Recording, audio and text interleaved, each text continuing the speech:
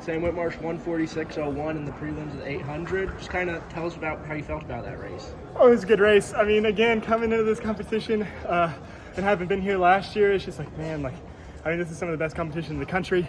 And I knew it was going to be a tough race today. And I just talked about it with my coach and prayed about it and just went out there and knew I was just going to have to do my best. And I feel like I was able to give that. So I'm just super grateful for that today. Did it feel like a tough race for you today? It was tough, yeah. I mean, negative split that last one. I was feeling it for sure. But that's what made it a good race and that's what made it fun. You were showing some emotion coming across the line. Can you kind of just talk to us a little bit about what you were feeling in that moment? Sure, yeah. Last year, I just had a really unfortunate race and I wasn't able to make it. I just felt like I left a lot out there, and being able to come back this year and just make it to the final. I mean, like I'm just, I don't even know. Lots of words. What's this season been like for you dealing with the attention that comes with running so fast? Yeah, it's been crazy, but I'm super grateful for it. I mean, the fact that people are investing time to talk or wanting to talk to me and just all that kind of stuff is really cool and something super special and something I know doesn't happen all the time, and I'm just that's been super special and it's really fun to navigate. Can you tell us what's written on your arm there?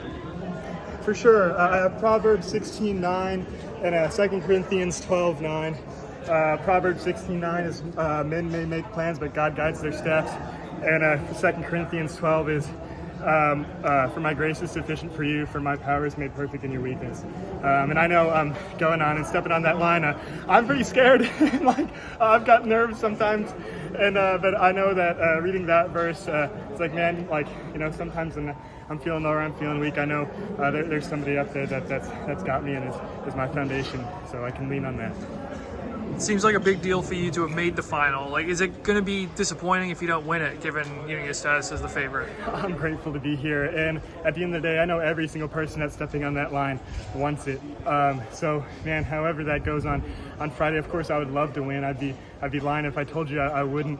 But I know races don't always go your way, and that's just life. But I'm just excited to get out there and do my best and see where that takes me. Kamar was also in that race with you too. So, what did it mean to have two Aggies? Oh, awesome. I mean, getting to race with these guys all the way through, bringing Caden Norris to the NCAA meet as well. Last year, I was the only one in the 800 group that made it because of some unfortunate injuries throughout our group. And so this year, being able to bring all three of my guys, and we're back there waiting to step on the line, and we're able to come together in a little group huddle and pep talk each other and say a little prayer before the race, and it just meant so much to have my brothers there alongside me and a brother there in the race with me. Why do you think you made this breakthrough this season? That's a great question. I think it could be a number of things. I mean, the grace of God is a huge one. New training, the accumulation of knowledge and coaching from my past 2 years, combined with this year of training, I think it all it's kind of fell together. I finally had a healthy indoor season. I was able to run some indoor track, and I don't know, to be totally honest. It could be a number of things, but whatever it is, I'm just so happy for it. You said new training. What new how's it different? What's new? We have a new coach this year, and I learned so much from Coach Mallard my first 2 years. Incredible race race strategy and like body positioning and form.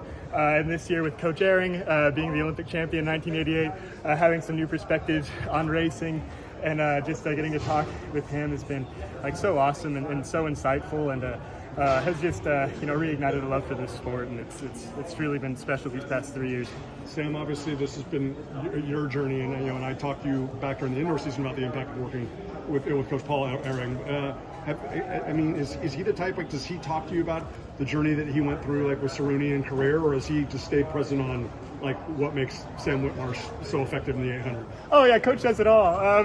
He'll go and he'll tell me about Cerrone and all their training and where life took them, and he'll go back sometimes at practice, and we'll be warming up, and he'll be like, well, so back whenever I won the 800 and the Olympics and whatever, just start telling us the story about how it all went down and what he was thinking, and giving us the race play-by-play.